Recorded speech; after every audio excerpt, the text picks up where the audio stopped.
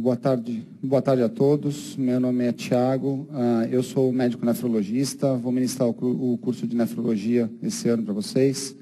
Já estou aqui na casa, se não me engano, esse vai ser o 4º ano. Então, eu estava conversando com os alunos aqui antes de começar a aula. Eu quero tentar fazer desse curso de nefrologia uma coisa bem prática, que vocês não tenham essa questão de decorar. Lógico que algumas coisinhas, um ponto ou outro, a gente vai precisar de algumas regras mnemônicas, alguma coisa mais para lembrar na hora da prova, mas o curso de nefrologia ele tem que sair do que se tem explicado, do que se tem ensinado normalmente nas faculdades. Tem que sair daquela coisa maçante, de muita teoria, é a área clínica que tem mais teoria, que tem é mais difícil, é túbulo, é glomérulo. Não, a coisa pode ser muito intuitiva e muito fácil, é só a gente colocar na hora, da forma certa, e tentar levar essa parte teórica para a prática, e a gente consegue resolver tudo que vocês precisam, tanto para a vida prática, nefrológica, quanto para a vida de provas de concurso médico que vocês têm pela frente. Hoje, a minha aula, para começar o curso de nefrologia, tem que ser light, né? Não podia ser glomérulo, né? Então a gente não podia falar de glomérulo, de túbulo, equilíbrio ácido básico, né? Vamos pegar leve, né? Vamos com uma coisa bem intuitiva e mais tranquila, que é a doença renal crônica. Nos meus últimos 3 anos, eu tenho começado a aula de nefro falando o seguinte: a doença renal crônica, ela tem sido subdiagnosticada e subestimada. Por quê?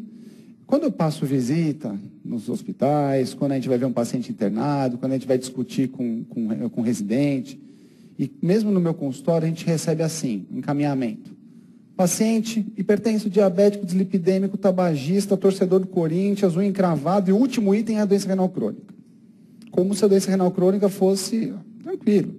Tem uma creatinina de 1,5, não é nada. Então, aí você vai lá, vamos passar a visita na enfermaria. Hipótese diagnóstica: RAS, DM, DLP, HCV, ICC, VRP, VLP, DRC. Você vê que está no último, né? Como se a pessoa não tivesse lembrado antes que ele é renal crônico. Então, eu quero mostrar para vocês hoje a importância da doença renal crônica. Tentar situar um pouco em relação à prevalência, epidemiologia, causas, falar um pouquinho de fisiopatologia, e aí a gente entra no que cai na prova, que são os complicadores, que são os tratamentos, a questão da prevenção da progressão da doença, e tentar trazer tudo isso para a parte prática, ok? Então, não vamos subestimar a doença renal crônica. Definição tanto da sociedade norte-americana, a sociedade europeia, a sociedade brasileira. A doença renal crônica é definida por redução progressiva e irreversível da taxa de filtração glomerular. Irreversível porque nós temos a injúria renal aguda, que tem um potencial de reversão, então essa definição de irreversibilidade é importante. Está associada geralmente com achados a mais, adicionais, como albuminúria, alteração ultrassonográfica de rins, história prévia de doenças que podem contribuir com a doença renal crônica e podem levar ao desencadeamento de doença renal crônica.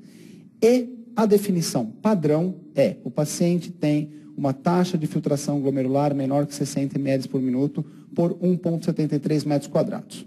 Tiago, o que é esse 60 ml por minuto? Bom, em primeiro lugar, a definição correta de doença renal crônica é quando o paciente tem uma perda de função, mesmo que mínima, você já estagia ele dentro dos critérios de doença renal crônica. Essa definição de menos de 60 é quando o paciente já entra no estágio 3 da doença renal crônica. A tabela real, a tabela que cai na prova, que vocês precisam saber para a prova e para a vida prática, é quando o paciente já tem uma perda de função menor que 90 ml por minuto de taxa de filtração glomerular ou clearance de creatinina, eu vou explicar a diferença daqui a pouco, você já tem uma redução de filtração, já tem uma redução de massa glomerular e você já tem um paciente com o desencadeamento, o desenvolvimento de uma alteração renal. Quando o paciente está com uma filtração entre 60 e 90 ml por minuto de taxa de filtração, e eu vou explicar como a gente calcula isso, você classifica o paciente como uma doença renal crônica estágio 2. Acima de 90 ml por minuto, você pode classificar o paciente como renal crônico se ele já tiver alterações que predisponham no futuro uma perda de função. Por exemplo, ele tem uma microalbuminúria, é um diabético com 0,7 de creatinina. Ele tem uma taxa de filtração de 120 ml por minuto, mas ele tem uma albuminúria, um fator de risco para a progressão. Ele já é classificado renal crônico estágio 1. Na vida prática, a gente não classifica, não taxa o paciente com esse diagnóstico. Isso acaba levando a um aspecto psicológico importante, mas você tem que saber que esse paciente está propenso à progressão. Para a prova, sim, essa tabela cai. Doença renal crônica estágio 1, função renal normal, com alteração ultrassonográfica de imagem ou outras alterações laboratoriais. Por exemplo, hematúria, cilindro, o paciente tem uma doença glomerular que está em remissão, ele ficou com uma albuminúria, ele tem uma sequela numa cintilografia renal de um quadro de litíase prévio, ele já está sob risco renal crônico estágio 1. Estágio 2, entre 60 e 90 ml por minuto. Estágio 3, entre 30 e 60 ml por minuto. Quanto maior o estágio, pior a função renal. Sendo que hoje em dia, no estágio 3, por ser um estágio muito amplo, de 30 ml por minuto até 60, a gente divide em dois. Estágio 3A, onde o paciente tem uma taxa de filtração entre 60 e 45 ml por minuto. E estágio 3B, de 45 para 30 ml por minuto de taxa de filtração glomerular. Por quê? Porque esse espaço é muito amplo, é muito heterogêneo. Você tem o cara que tem 55 ml por minuto e o cara que tem 35 ml por minuto de taxa de filtração glomerular. Os dois são muito diferentes. Você aqui nesses 35 ml por minuto tem muita complicação. E nos 55 você geralmente não tem grandes implicadores de uma forma mais avançada, de uma forma mais grave para o paciente. Estágio 4, entre 29 e 15 ml por minuto. Estágio 5, abaixo de 15 ml por minuto de taxa de filtração glomerular. Estágio 5, quando o paciente já está em diálise, é classificado como 5D. E se o paciente é transplantado, recuperou a função porque recebeu um rim novo, e ele está em algum estágio dessa doença renal crônica, você, após o número, coloca um T de transplante. Então, por exemplo, ele tem 35 ml por minuto de taxa de filtração glomerular, mas ele tem um rim transplantado, ele recebe o estágio 3T. Ok? Só isso para vocês saberem, porque alguma coisinha de definição vai cair na prova. Nós utilizamos o quê? A creatinina sérica como marcador. Então, nós utilizamos tanto a creatinina sérica isolada, onde nós colocamos em fórmulas que estimam a taxa de filtração glomerular, quanto nós podemos utilizar a creatinina sérica, a creatinina urinária e o volume de urina de 24 horas para medir o quê? O clearance de creatinina na urina de 24 horas. Qual que é a diferença de taxa de filtração glomerular e clearance de creatinina? A taxa de filtração glomerular é estimada pela creatinina sérica. Nós jogamos numa dessas formulinhas, que pode ser Cockcroft-Gault, MDRD, CKD-EPI. São fórmulas que foram feitas por estudos populacionais, são curvas de Gauss, de normalidade, onde você, por fórmulas matemáticas, entre as quais o Cockcroft-Gault é a única que vocês precisam decorar, talvez caia alguma coisinha, algum examinador meio sem vergonha queira colocar. Então, vocês colocam na formulinha a creatinina plasmática, idade, peso, sexo, e vocês vão ter uma taxa de filtração glomerular estimada pela creatinina sérica. Para isso, o paciente tem que estar em equilíbrio, tem que ser um paciente renal crônico, não agudo. O agudo ele tem uma alteração na produção de creatinina, ele não está em equilíbrio. Então, isso a gente utiliza para paciente ambulatorial, paciente estável, clinicamente estável. Porém, se você quiser calcular o clearance de creatinina, qual que é a definição de clearance? Clearance é igual a depuração. Depuração significa o quanto eu depuro, eu elimino de creatinina do meu sangue por unidade de tempo. Os dois são a mesma unidade, ml por minuto. Um eu estimo e outro eu meço. Qual que é o problema dos dois? A creatinina sérica estimada, eu acabo tendo algumas alterações em relação à massa corporal do paciente, alterações algumas medicações que possam alterar a dosagem da creatinina sérica. Já de 24 horas, o cara tem que ficar colhendo xixi 24 horas. Já começa por aí. Tem falha pra caramba, então nem sempre isso é bacana. Além disso, a creatinina sérica, nós sabemos que ela tem essa variação muito estreita, não tem uma variação tão ampla, mas a creatinina urinária, nós temos um problema. Porque além da filtração glomerular, nós temos uma secreção tubular de creatinina. Então, quando eu meço a minha creatinina na urina, ela vai estar num nível X. Só que esse nível ele está supervalorizado porque teve uma porcentagem de 10 a 40% de secreção tubular. Quando eu falo taxa de filtração glomerular, eu quero saber o que ele está filtrando, não o que ele está secretando via túbulo. Vocês lembram disso da fisiologia um pouquinho.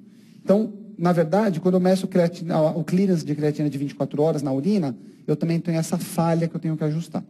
Tiago, mas se a creatinina sérica tem tanto erro, por que vocês utilizam a creatina sérica? Não tem, hoje em dia, aplicável atualmente, um marcador melhor.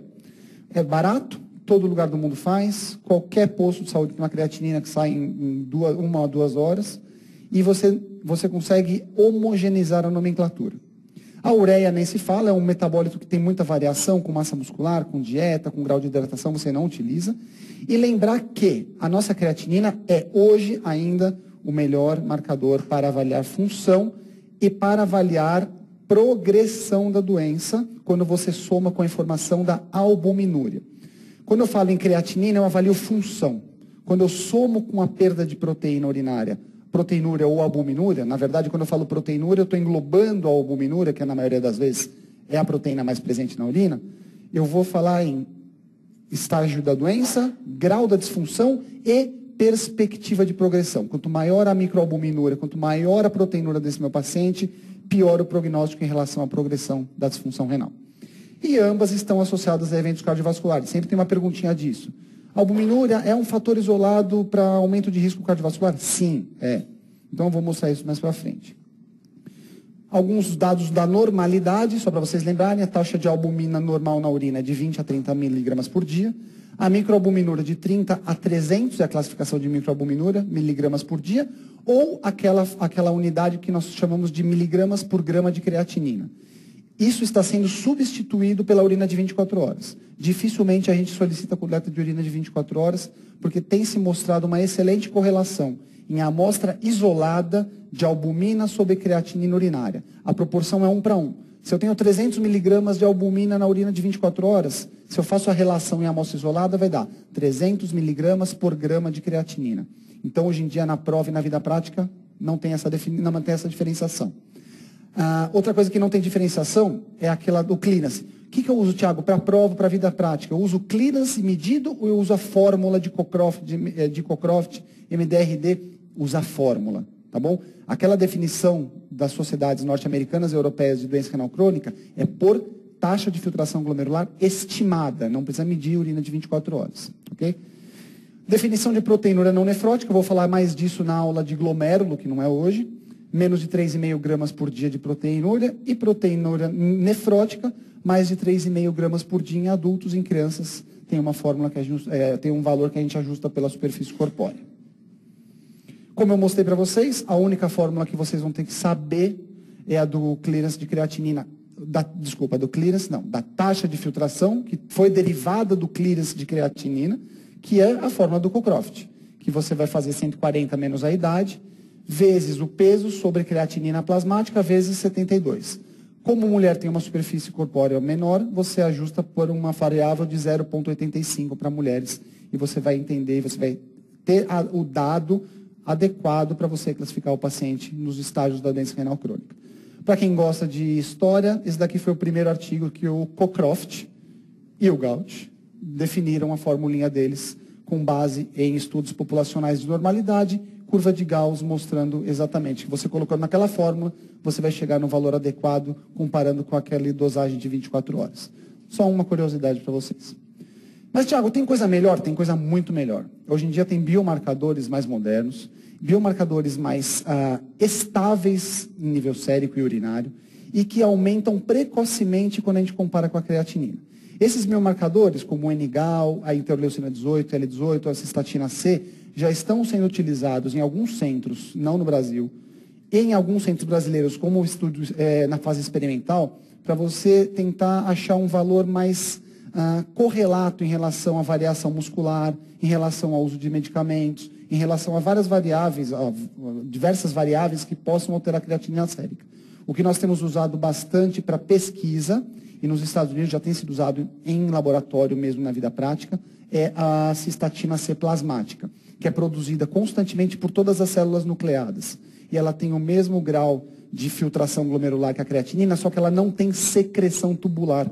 Então você tem uma variável muito mais fidedigna para calcular a taxa de filtração.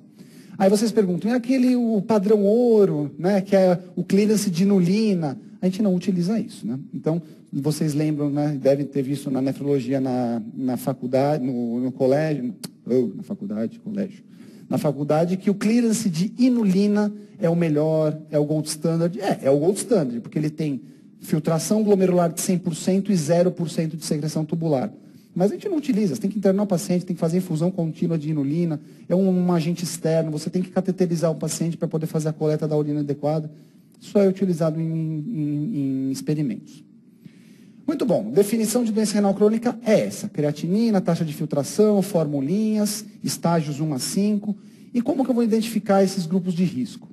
Os pacientes que estão sob risco de ter doença renal crônica e que nós já podemos avaliar para introduzir naquela tabela, nos estágios da doença, são os pacientes idosos, eu já vou falar por que os idosos, hipertensos, diabéticos, eu já vou explicar o porquê de toda essa fisiopatologia levando a esses fatores de risco, doença aterosclerótica, insuficiência cardíaca, anotem bem isso. Essa primeira parte, nós falamos muito de doenças metabólicas. Então, nós temos vários fatores nessas doenças que levam a alteração glomerular. Eu vou explicar um pouquinho mais para frente, mas só para vocês lembrarem.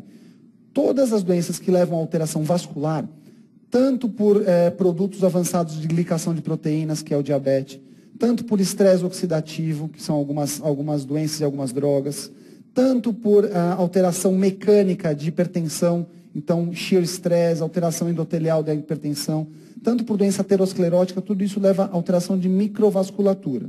O nosso glomérulo não é uma microvasculatura, e você começa a ter atrofia tubular, e você começa a ter diminuição de função renal.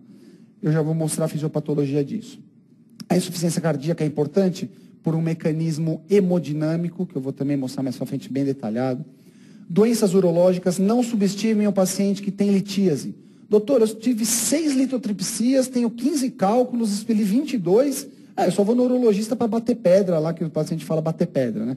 Fazer a litotripsia. Esse paciente precisa de uma avaliação metabólica, precisa de uma avaliação nefrológica, ele está sob risco de ter doença renal crônica, sim. Doenças sistêmicas, eu vou falar isso muito na aula de glomérulo, então lúpus, doenças autoimunes, esclerodermia, uso de drogas nefrotóxicas, anti-inflamatórios, contraste iodado, tudo isso é fator de risco para doença renal crônica, não só aguda, mas crônica também. História familiar de doenças renais crônicas, por exemplo, doenças genéticas, como a síndrome de Alport, eu vou citar isso mais para frente. Doença renal policística, então a doença renal policística adquirida do adulto, que é o espectro mais sombrio da doença renal, das doenças renais císticas. Lógico, o paciente que teve IRA, injúria renal aguda, lesão renal aguda, ele também está sob risco de cronificar, e eu vou explicar mais para frente por quê. E alguns outros fatores de risco que têm sido descobertos mais recentemente. Os fumantes, os obesos, os pacientes que têm a síndrome metabólica completa estão sob risco de desenvolvimento de doença renal crônica. E o meu diagnóstico é isso. Eu pego o paciente que chega no meu consultório, estadio ele em relação aos fatores de risco, peço um exame de creatinina sérica, peço uma avaliação urinária, vejo se ele tem perda de proteína, então a albuminúria, a proteinúria é importante nesse screening inicial, vejo a creatinina, coloco na formulinha que todo smartphone tem hoje em dia, e para a prova, legal saber a do Cocroft, e vocês vão estadiar, vão classificar o paciente como doença renal crônica e vão estadiar o risco do paciente de piorar, de desenvolver uma doença renal crônica em estágio mais avançado.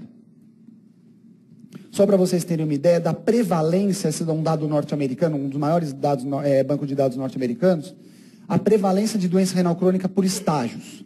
Então você tem estágio 1, 1,7% de prevalência, população inteira dos Estados Unidos.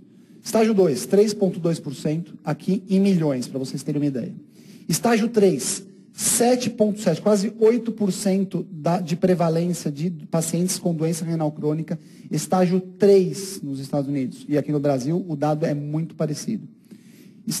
Só nos Estados Unidos, 15 milhões e meio, 16 milhões de pacientes com doença renal crônica, estágio 3, onde começam as complicações.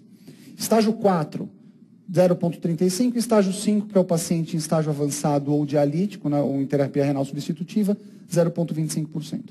Os dados brasileiros são muito próximos dos norte-americanos. Lembrar que com o aumento gradativo da incidência e da prevalência, porque nós temos um envelhecimento da população. A população envelhece, a população desenvolve os fatores de risco e a população tem o desencadeamento, o desenvolvimento da doença renal crônica.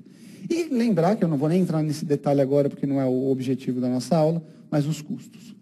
Esses são dados nossos, da nossa sociedade, Sociedade Brasileira de Nefrologia. Total de pacientes em tratamento dialítico por ano. Olha o aumento disso desde 2000 até 2012, que foi o último censo. O de 2014, os dados de 2014, nós temos 100 mil pacientes em diálise no Brasil. 100 mil. É muita gente. Em diálise, não é com doença renal crônica, é em diálise. E o dado mais assustador de tudo isso, sabe aquele último item que eu falei? Ah, o cara tem tudo lá e tem renal crônico. O renal crônico, em diálise, morre 20% ao ano. De uma clínica de diálise, 5 pacientes, em 5 anos todos estarão mortos. É taxa anual de mortalidade, isso não é acumulado. Então, o paciente renal crônico, ele morre, quase 20% dos pacientes renais crônicos morrem ao ano. É muita gente. Então, mais um fator para a gente chamar a atenção, e agora a gente vai ficar bem em cima disso, porque não adianta só classificar, não adianta tratar só o diabetes, a hipertensão e deixar aquela creatinina de 1,5. 1,5 não é nada. Você põe lá na formulinha, deu 48. Isso aí, ele vai piorar. Ele vai piorar. Causas. Então, dividindo o nosso censo da Sociedade Brasileira de Nefrologia, pacientes em diálise. Quais as principais causas que levaram esse paciente para a diálise? No Brasil, é hipertensão. É a principal causa, isso cai em prova. Nos Estados Unidos é diferente. Nos Estados Unidos é diabetes e hipertensão. No Brasil é o contrário. É hipertensão em primeiro e diabetes em segundo. Aí entram as outras causas. Glomerulonefrites cronificadas, rins policísticos, causas indefinidas. Nos Estados Unidos, como eu disse para vocês, diabetes em primeiro lugar. 45% dos pacientes são diabéticos em diálise entraram na diálise pelo diabetes e de hipertensos quase 30%. No Brasil, a curva está encaminhando para esse padrão norte-americano, mas no Brasil ainda a hipertensão é a primeira causa de perda de função renal em estágios avançados. E o diabetes, né? Nós estamos no Brasil, estamos na nossa prova, vai cair isso, os nossos pacientes são mais diabéticos, e não são mais diabéticos só, eles são mal controlados. É o paciente que chega com 5 de creatinina, tomando 3 comprimidos de metformina, já tem 32 anos de diabetes, ninguém não sabe nem o que é insulina, porque ninguém teve atenção com ele, porque o postinho não consegue atender ele direito, porque ele não consegue pegar insulina, então ele não toma, ele não é orientado, ele acha que tem que tomar quando quer. Quem não pegou isso? Quem não vê isso no dia a dia? Quem não viu isso na faculdade? Quem não vai ver isso na residência? E mesmo no dia a dia mesmo nosso. É todo dia, é metformina, metformina e a glibenclamida. É só isso. Aí você vê que o paciente está com 15% de hemoglobina glicada. E esse paciente, ele progride. Olha aqui esse gráfico, mostrando a incidência anual de pacientes com diabetes, entrando com um diagnóstico de doença renal crônica estágio avançado. Isso daqui é dado americano. Olha aqui, diabetes principal, chegando já entre os pacientes, já numa corte maior, mostrando que a diabetes e a hipertensão têm se igualado. Isso daqui são dados norte-americanos, mas eles também pegaram, esse daqui, se não me engano, esse daqui é um dado inglês, se não me engano. Aqui mostrando porcentagem de pacientes incidentes em diálise secundária a diabetes. Olha, na Malásia, já tem 60% diabéticos. Nos Estados Unidos, 40% diabéticos entrando em diálise, como causa de base o diabetes. Então, é muito importante a gente lembrar disso e tratar bem esse diabético. Porque ele vai piorar, ele vai perder a vista, ele vai ser amputado, ele vai ter infarto, ele vai ter AVC, ele vai ter perda de função renal. Então, vamos lembrar do diabético com carinho. E qual que é a fisiopatologia? Por que tudo isso leva à perda do glomérulo? Sabe aquele mecanismo fisiopatológico de disfunção de tecidual, da ICC? De cicatriz da pele por algum ferimento? De alteração glomerular? É o mesmo. Você tem um dano, e esse dano pode ser por diversas causas. Produtos avançados da glicosilação, da glicação de proteínas, causando estresse oxidativo local, causando atração de citocinas, quimiocinas inflamatórias, morte de célula endotelial, morte de células que envolvem o glomérulo, Atrofia glomerular, esclerose glomerular, perdeu. Na hipertensão a mesma coisa? Mesma coisa. Estresse oxidativo, estresse mecânico, alteração endotelial por causa da hipertensão, da aterosclerose, do ácido úrico elevado, do tabagismo, alteração oxidativa, alteração de receptores, morte celular, atração de quimiocinas e citocinas inflamatórias, atração de células inflamatórias, destruição do glomérulo, esclerose e atrofia glomerular. É a mesma coisa. Só que para você ter o desencadeamento da perda funcional, elevação de creatinina, isso acontece quando você tem perda de mais de 50% dos glomérulos. Quer dizer, para o cara já ter 1,5 de creatinina, ele já tem muito menos que 50% da massa glomerular dele. Vocês estão entendendo como a coisa não é aquilo? 1,5 de creatinina, o cara já morreu, metade dos glomérulos dele já foi para o espaço. Então, para você ter isso, por quê? Você tem 1 milhão de glomérulos. Para você ter essa alteração, essa disfunção, você tem que ter uma massa glomerular muito grande de glomérulos esclerosados. Então, isso daí começa com 50% para cima. Redução da massa do glomerular. Você tem uma sobrecarga nos glomérulos remanescentes. Esses glomérulos começam a ficar entumecidos, começam a ter um volume sanguíneo efetivo muito maior. O que vai acontecer com essas células endoteliais no meu glomérulo? Vão sobrecarregar, vão hipertrofiar e vão acontecer um aumento da permeabilidade a macromoléculas. Esse aumento da permeabilidade a macromoléculas é o substrato fisiopatológico da proteinúria. Isso chama-se hipertensão glomerular. Essa hipertensão glomerular, porque tem um monte de glomérulo que morreu, os que sobraram estão trabalhando a todo vapor. Só que o que isso está acontecendo com eles? Estou filtrando tudo e mais um pouco. E começa a passar o quê? Micro e macromoléculas. Aí você tem a proteinúria. Isso é o mecanismo de hipertensão glomerular. Por isso que para prevenir a proteinúria eu dou IECA. Eu dou bloqueador do receptor da angiotensina 2. Por quê? Porque eu diminuo a pressão no meu glomérulo. Eu vou explicar isso mais para frente. Eu reduzo essa hipertensão glomerular. Por que eu tenho que tratar a pressão do paciente que está hipertenso? 200 por 115. Porque eu diminuo a hipertensão glomerular. Por que eu tenho que tratar o diabetes e a hipertensão no meu paciente que tem síndrome metabólica? Que eu diminuo a hipertensão glomerular e eu diminuo o estresse oxidativo local. Se isso continuar acontecendo, progressivamente você vai ter aumento da permeabilidade glomerular. Você tem o excesso de proteínas que chegam no meu túbulo. Proteína no túbulo é danosa diretamente para o túbulo. Altera a estrutura de células tubulares, tem descamação, tem morte tubular, atrofia do meu néfron. Então, é um ciclo vicioso.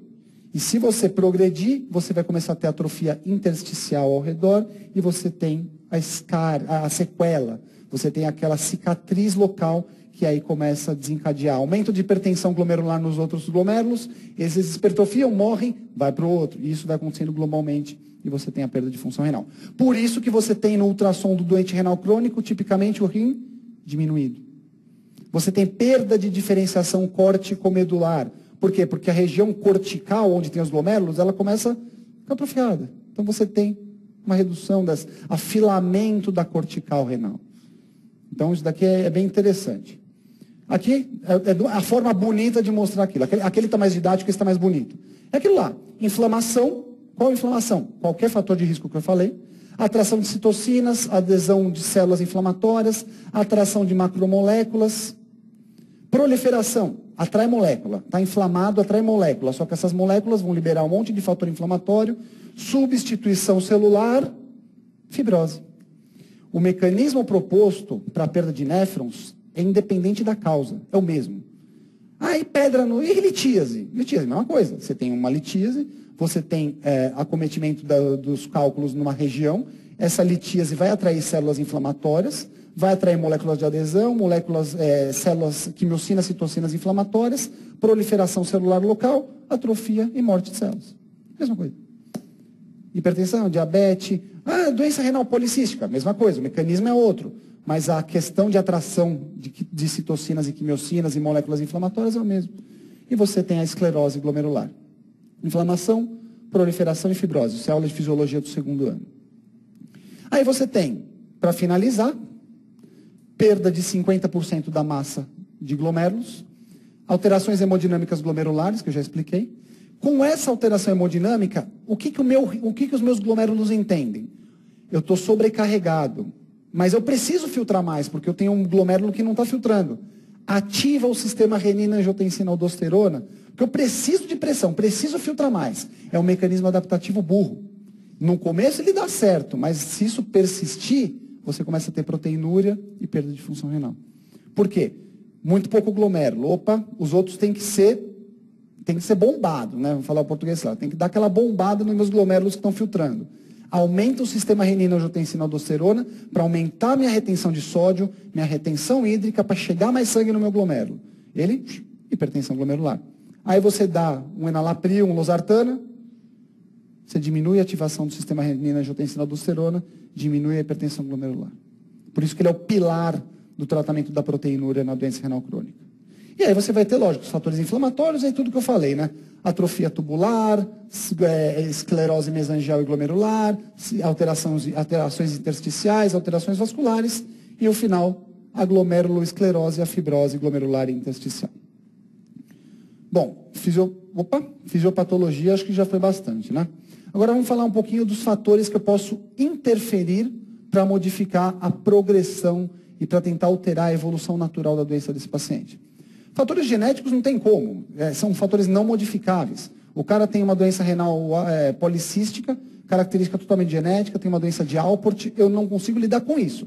Eu posso tentar dar suporte para que ele progrida devagar, mas alteração genética eu não posso mudar. Alguns fatores raciais, gênero, até fatores socioeconômicos, e principalmente num país como o Brasil, vocês sabem a dificuldade que é tratar o paciente diabético com o que tem no posto, muitas vezes, infelizmente.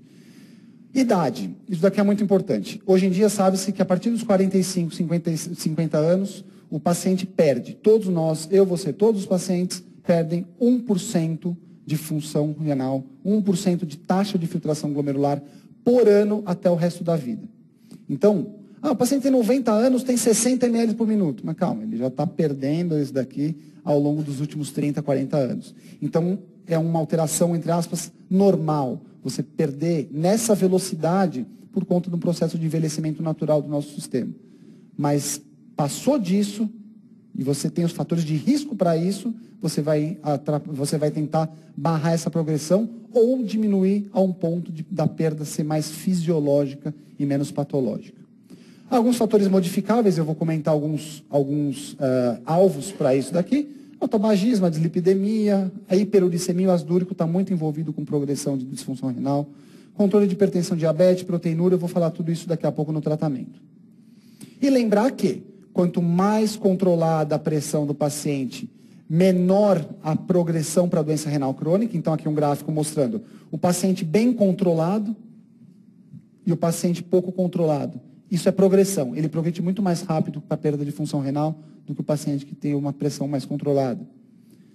Perda de proteína é a mesma coisa. Eu tenho que tentar manter o meu paciente com menor nível de proteinúria, porque quanto maior a proteinúria desse meu paciente, maior a taxa, a maior a rapidez, a velocidade do avanço da disfunção renal. Quanto menor a proteinúria, mesmo que ele seja proteinúrico, comparando com os graus, né? Menos de 1 grama, entre 1 e 3 gramas, mais de 3 gramas, quem tem menos proteinúria tem melhor prognóstico renal. E aqui, para finalizar a fisiopatologia, eu achei esse gráfico bonitinho, porque isso daqui é a evolução natural da nefropatia diabética no diabético tipo 1. Todo mundo já viu esse gráfico, né? O paciente tem diabetes descontrolado, 5, 10 anos, microalbuminúria. Mais 5, 10 anos, macroalbuminúria. Mais 5 anos, perda de função renal. Só que olha que barato. Lembra que eu falei que a mortalidade vai aumentando de acordo com a taxa de albuminúria, taxa de proteinúria e evolução da doença renal crônica? Isso daqui a gente já viu lá na avaliação do diabético. Mas como assim? Dá uma olhada. O paciente diabético sem nefropatia, ele morre 1,4% ao ano, taxa anual de mortalidade. Paciente diabético com microalbuminúria, 3% ao ano. Paciente diabético com macroalbuminúria, quer dizer, mais de 300 miligramas de albuminúria, ele morre 4,6% ao ano, taxa anual de mortalidade. E o paciente com alteração de função renal avançada, 19% ao ano. Mesmo dado que eu mostrei dos pacientes nossos da Sociedade Brasileira de Nefrologia. Então, tem que tratar, né? Tem jeito. Isso daqui é importante. Vamos falar um pouquinho de frear a progressão da doença. O que eu tenho que levar em consideração? Em primeiro lugar, que a progressão é inexorável. Todo mundo vai progredir. O que eu quero é que ele progrida devagar.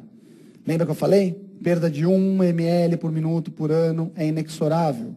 Porém, eu tenho que tentar reduzir isso, porque o paciente, por exemplo, diabético descontrolado, ele pode perder até 5 a 10 ml por minuto por ano de função renal. O paciente que tem 60 ml por minuto, em 5 anos, ele pode estar com 10 em diálise, se ele não estiver bem controlado. Então, eu vou fazer o quê? Eu vou entrar com o tratamento adequado. Se o paciente for proteinúrico, eu vou dar os antiproteinúricos, que são os inibidores da enzima conversora de angiotensina, os bloqueadores do receptor AT1 da angiotensina 2, principalmente, que vão ter um papel hemodinâmico e um papel celular direto de proteção do meu glomérulo. Como assim? O que faz esses dois principais? E tem outros, mas o que vai cair na prova para vocês é esse. Tem os inibidores diretos da renina, enfim. O que cai é esse daqui. IECA e os BRAS. Eles agem na arteríola eferente. Então, arteríola aferente, onde entra o sangue, passa pelo glomérulo, arteríola eferente. Eles fazem uma vasodilatação da arteríola eferente. Com isso, o sangue que chega no meu glomérulo, ele vai embora mais rápido. Diminui a pressão intraglomerular. Porque se eu tenho essa arteríola eferente muito fechada, o meu glomérulo está inchado. Se eu abro essa arteríola eferente, diminui a pressão. Esse é o mecanismo hemodinâmico mais importante dos IECAs e dos BRAS. Que isso daqui é o carro-chefe do tratamento de todo paciente que tem uma nefropatia que a gente chama de proteinúrica. Aí vai pressão, hipertensão, diabetes, glomerulopatias e assim vai. O alvo é a redução da albumina para o menor nível possível, de preferência muito próximo dos 30, que é o limite da normalidade. Se você tiver um paciente com macroalbuminúria, tente trazê-lo para a microalbuminúria, aumentando dose, levando o paciente para tomar essas medicações nas doses toleradas, doses máximas toleradas. Lembrar que hoje não se faz o que se fazia 5, 6 anos atrás, quando eu fiz residência, que é o quê? Duplo bloqueio. Você dá IECA e BRA. Hoje em dia não se faz, é praticamente proibido. Os últimos estudos mostraram aumento de mortalidade, aumento de hipercalemia, aumento de disfunção renal. Você diminui a proteinúria, mas você tem outros efeitos colaterais que eu vou comentar bastante, inclusive até na aula de glomérulo, quando a gente for falar de redução de proteinúria, o tratamento mais agressivo dessa proteinúria. Controle intensivo de pressão arterial, o alvo é 13/8, não é 12,5 por 7,5, não é 14 por 9, é 13/8, que é o que está na sociedade brasileira e nas sociedades internacionais de nefrologia. O controle intensivo do diabetes, eu não vou entrar no detalhe do tratamento de diabetes, vocês têm aula só disso, mas almejando uma glicada menor do que 7. Alguns estudos clássicos mostrando que o paciente que usou losartana e o paciente que não usou o losartana, que é um bloqueador do receptor AT1 da angiotensina 2, ele progrediu menos para a doença renal crônica em estágio avançado. E o paciente que, aqui um outro gráfico mostrando a mesma coisa, a redução do risco de progressão para a doença renal crônica em estágios mais avançados. Outro daqui, mostrando que a progressão de micro para macroalbuminúria, isso aqui são estudos clássicos. Se vocês quiserem ver na aula, para puxar, levantar a literatura, é bem bacana dar uma olhada nos estudos, se vocês tiverem um tempinho. Mostrando que o controle glicêmico intensivo em diabéticos tipo 2 levou a menor taxa de progressão, de micro para macroalbuminúria, nesses pacientes com melhor controle glicêmico. Aqui mostrando que baixar a pressão reduziu eventos renais em pacientes diabéticos tipo 2, mostrando também a diminuição da velocidade de progressão de micro para macroalbuminúria, de macroalbuminúria para doença renal crônica com elevação de creatinina. Então, só para vocês verem que tem estudos clássicos dando suporte para tudo isso que eu estou falando. Além disso, outros alvos, o controle da dislipidemia, que também age no estresse oxidativo, alteração endotelial, LDL colesterol menor do que 100. Em diabéticos com doença renal crônica, os alvos estão diminuindo para menor que 70 de colesterol em miligramas por decilitro. Triglicérides menor que 150 e ácido úrico menor do que 7 a 7,5. O que nós utilizamos é 7,5. Interromper o tabagismo, tratar a obesidade, eu não vou nem falar, vocês vão ter aula exatamente disso com o endócrino. Redução proteica. Por que a restrição proteica é importante? Se o meu paciente tem uma dieta hiperproteica, é natural que ele vai chegar a um maior aporte de proteína para ser filtrado no glomérulo. Esse glomérulo que já está com a permeabilidade aumentada a proteínas vai ter uma perda maior, vai chegar no meu sistema tubular mais proteína, essa proteína vai lesar diretamente o meu túbulo e vai piorar a progressão da doença. Então, esse paciente tem que ter uma restrição. Tem que ser acompanhada por nutricionista, porque se você restringe menos do que isso, você acaba tendo também as complicações, a desnutrição, você acaba tendo alteração de produção de proteínas, alteração de produção de imunoglobulinas, enfim, tem que ter um controle rígido, até 0,8 gramas de proteína por quilo por dia. A redução da ingesta de sódio também é importante para você diminuir a retenção hidrossalina, diminuir a hipertensão, e a prática de atividades físicas. Saiu um estudo no começo desse ano super bacana, que também mostra que prática de atividade física em paciente com doença renal crônica fez com que, como um fator isolado de benefício, você tivesse uma diminuição da progressão da doença nesses pacientes. O que é sedentário, para o que tem uma atividade física constante, isolando esse fator de proteção. E como que eu vou manejar algumas coisas um pouquinho mais partindo a fundo para as complicações da doença renal crônica, né?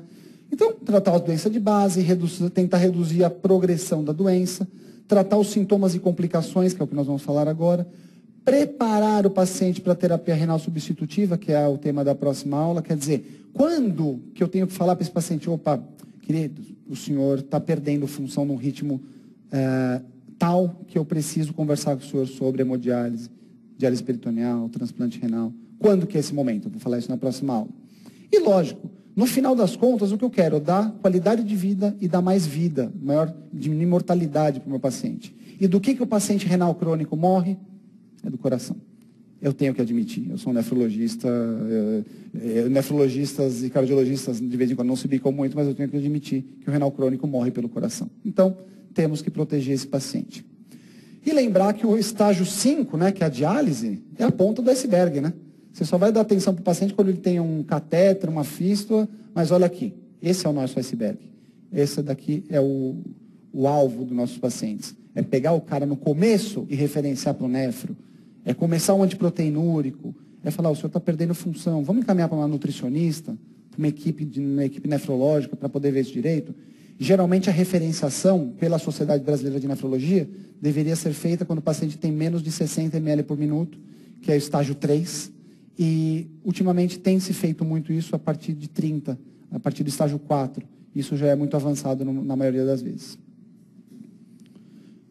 Vamos lá. O que o paciente pode apresentar de sintomas, né? Clínica e laboratorialmente, quais são as alterações principais? Em primeiro lugar, elas começam no estágio 3. Então, abaixo de 59 ml por minuto de taxa de filtração glomerular, você tem as alterações clínicas e laboratoriais em geral. Só um parênteses, voltando lá para o slide número 2 da aula. Por que eu falo ml por minuto por 1,73 metros quadrados? Eu falo isso porque quando você coloca na fórmula, ele já me dá nessa unidade. Porque eu consigo homogeneizar a nomenclatura. Eu utilizo a mesma taxa de filtração para a vozinha que tem 40 quilos e para o cara da academia que tem 90 quilos. Então eu consigo comparar valores. Por quê? Porque ele tem uma superfície corpórea enorme, a vozinha tem uma superfície corpórea muito menor. Quando eu falo que a taxa de filtração é 45 ml por minuto por 1,73 metros quadrados, eu já estou ajustando isso para a superfície corpórea igual, homogênea. Se eu falar isso de você, da vozinha, do cara da academia bombado, marombado, você vai estar falando a mesma coisa. Então é só por ajuste de nomenclatura, tá bom? Então, fases iniciais. Nas fases iniciais você tem uma hiperfiltração. Lembra que eu falei? Sobrecarga glomerular, hiperfiltração adaptativa inicialmente, depois isso torna patológico. Os sintomas iniciais são noctúria. O paciente está falando para você, olha, doutor, eu estou urinando mais à noite. Não acordava, agora eu acordo 2, 3 vezes à noite para urinar. Eu tenho edema, eu estou um pouco mais cansado, estou retendo um pouco de líquido, edema bipalpebral, edema de membros inferiores. No começo você já tem isso. Abaixo de 60 ml por minuto.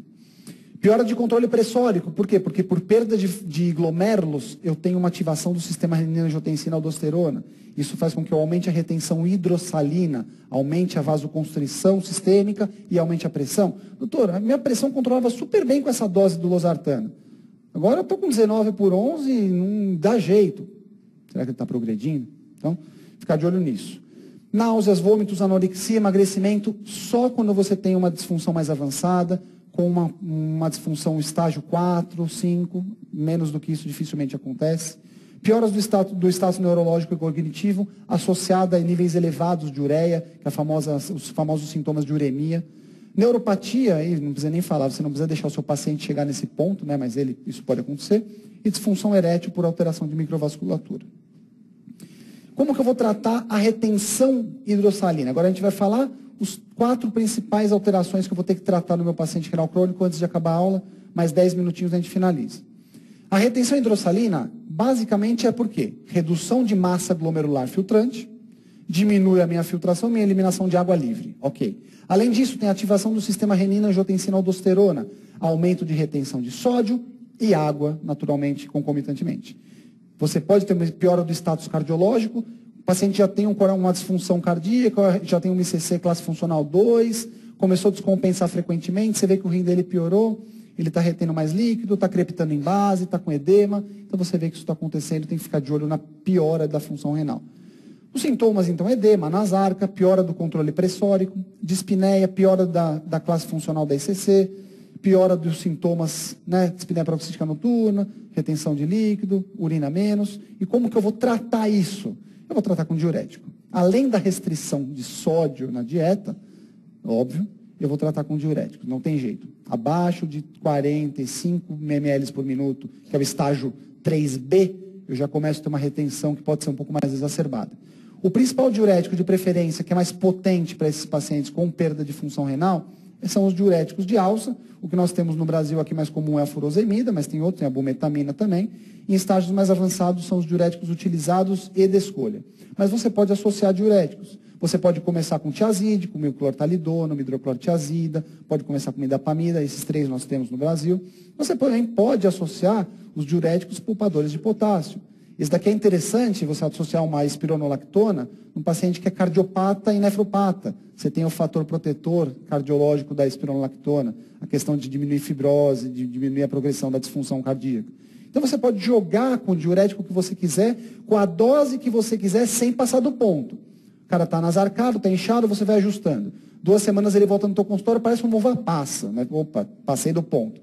Diminui a dose do diurético, vamos acertar aqui um pouquinho, e vai avaliando isso periodicamente. Controle da acidose. Muito comum a acidose metabólica no nosso paciente. Qual que é a fisiopatologia da acidose metabólica? É o paciente que tem redução significativa da massa tubular, porque o equilíbrio ácido básico é feito pelo sistema tubular, e você tem uma alteração na reabsorção de bicarbonato e neutralização de íons ômega+. Com isso você tem uma diminuição de bicarbonato sérico, eu vou falar muito mais disso na aula de equilíbrio ácido básico, que não é hoje. Você tem uma redução do bicarbonato sérico e você tem definição de acidose com o bicarbonato menor que 24. Você tem que corrigir essa acidose do paciente quando ele tem um bicarbonato sérico menor de 22 mEq por litro para menos. Então, o nosso alvo é deixar acima de 22 esse paciente. Como que eu vou repor esse bicarbonato? Tem que dar via oral. Então, você vai associar o bicarbonato de sódio via oral. Apesar do sódio do bicarbonato, que você vai ter que ser criterioso na dose, mas você vai ter que associar o bicarbonato de sódio, porque além da acidemia, além da acidose sistêmica, ela causar alterações proteicas, alterações de algumas reações químicas, a própria acidose, o sistema ácido, o sistema tubular mais ácido, ele aumenta a velocidade da progressão da doença renal crônica. Então, além de tudo, além dos outros fatores, eu tenho que tratar a acidose porque ela é, por si só, um mecanismo de piora de função renal e de progressão da disfunção renal. Ok? Lembrar que, lógico, a dieta, quando eu como muita proteína, eu tenho um aumento da produção de ácidos no meu organismo pelo metabolismo proteico. A restrição proteica vai servir também para o controle da acidose. A restrição proteica vai diminuir também a ureia sérica do paciente, porque a ureia é um derivado do metabolismo proteico. Então, isso daqui é uma coisa bacana. O alvo, acima de 22, e lembrar, mais uma vez, como eu falei, isso é questão de prova, a acidose é um fator independente de piora da progressão, aumento da velocidade da progressão da doença renal crônica. Hipercalemia, né? A gente vai falar de hipercalemia, vai ter uma aula só de hipercalemia na aula de equilíbrio ácido básico e de distúrbio hidroeletrolítico, ok? Mas só para dar um tapinha, a partir do estágio 3A, quer dizer, abaixo de 60 ml por minuto de taxa de filtração, você pode ter aumento da retenção de potássio. Já começa em fases iniciais. Lembrar que as alterações mais graves a partir de potássios acima de 6,5, Entre 5,5 e 6,5 a gente pode manejar clinicamente no ambulatório, num pronto-socorro de uma forma mais simples. Mas lembrar que o paciente renal crônico, na maioria das vezes, ele toma medicações que aumentam o potássio. Qual? Um diurético poupador de potássio, os antiproteinúricos, os IECAs, os BRAs. Então, eles têm esse potencial, e eu vou falar na outra aula, um pouquinho mais aprofundado, de aumentar secundariamente, como efeito colateral, aumento de potássio. O que você vai fazer? Tem que ver em algum momento qual é a hora certa de suspender essas medicações. Por quê?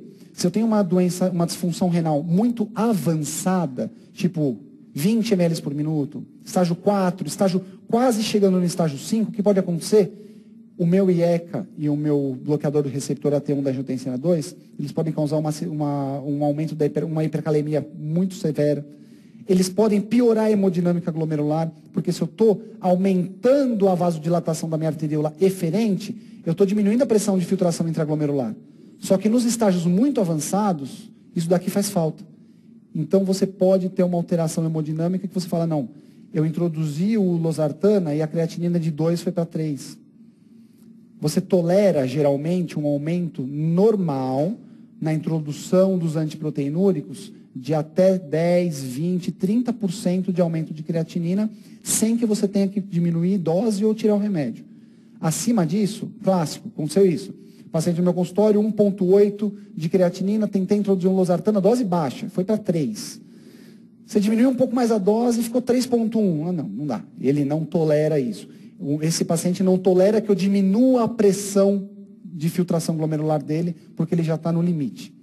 É a mesma coisa que eu diminuí agora com a crise hídrica, eu diminuí a pressão da bomba da água numa casa que está lá no morro. Já estava chegando pouca água para o cara, porque ele mora lá em cima. Se eu diminuo a pressão hídrica do sistema da tubulação de água, não vai chegar.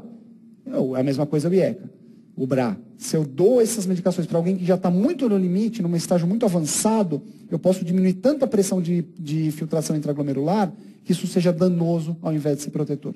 Ok?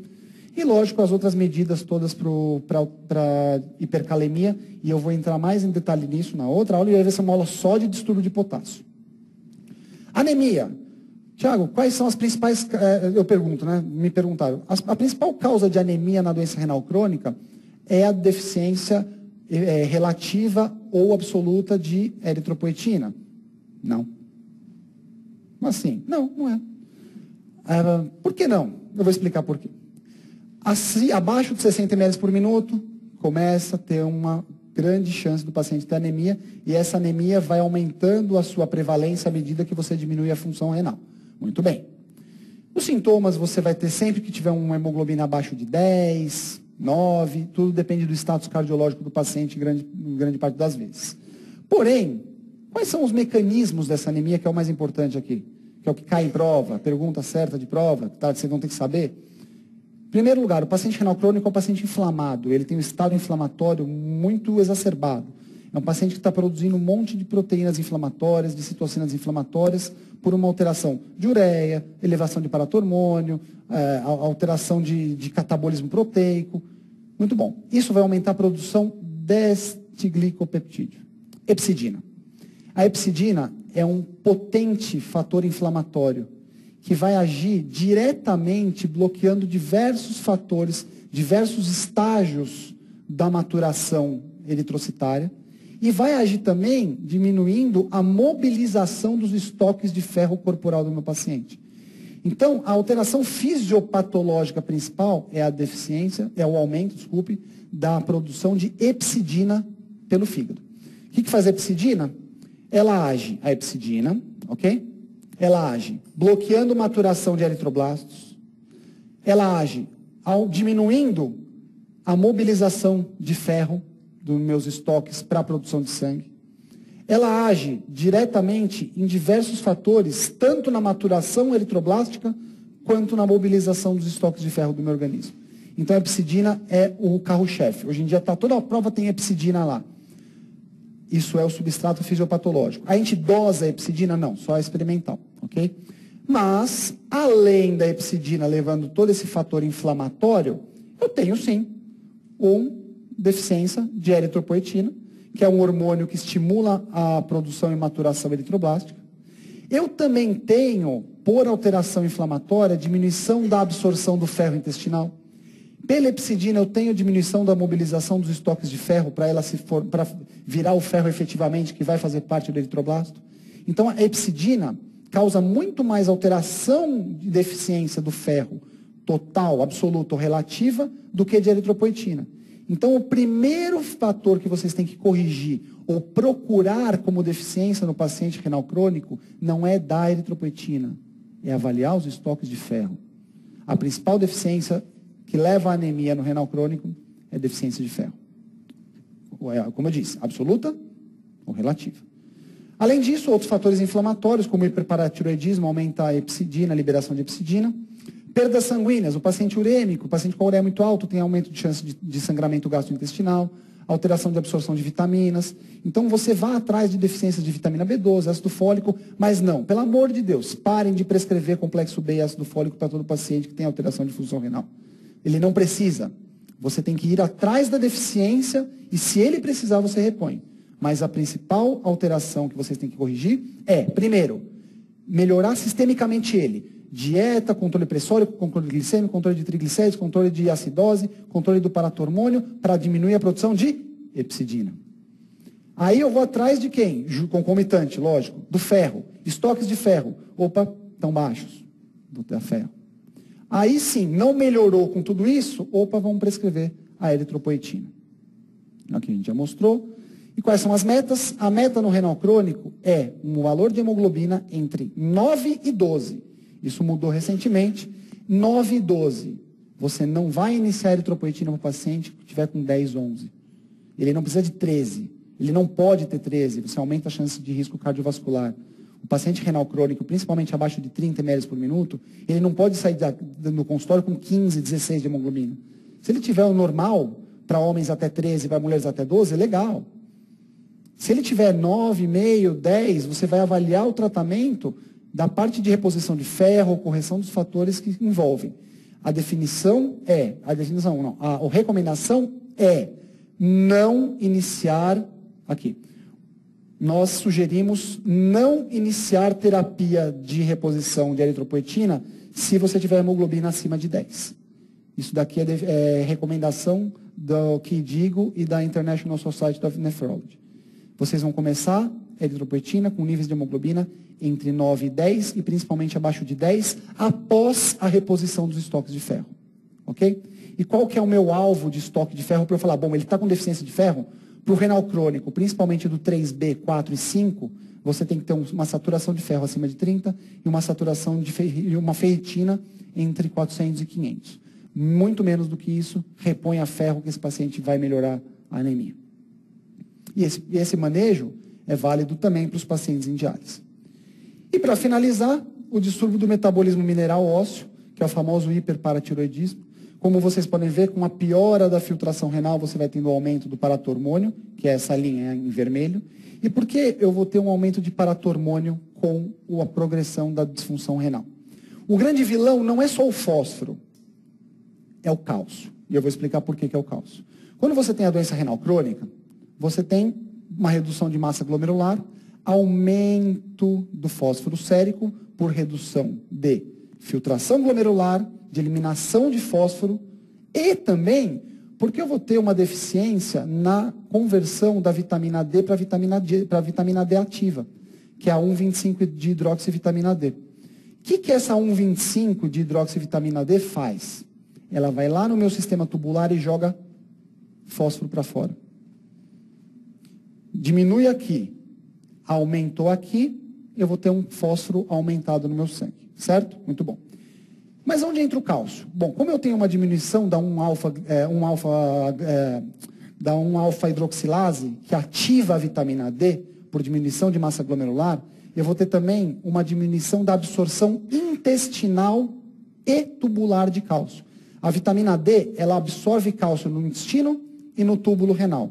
Se eu tenho uma deficiência dessa vitamina D ativa, eu tenho uma diminuição da absorção de cálcio intestinal e tubular. Com isso, o que acontece? Minha calcemia cai. Não é comum o renal crônico ter o cálcio de 8,4, 8,2. Por quê? É por causa disso. Com o cálcio baixo, o que que a minha paratireoide entende? Opa, eu preciso tirar cálcio de algum lugar para repor a minha calcemia. Aumente o PTH. Onde o PTH vai? No osso. Ele vai no osso, desmineraliza o osso para você jogar mais cálcio para a circulação. Essa é a fisiopatologia do hiperparatiroidismo primário.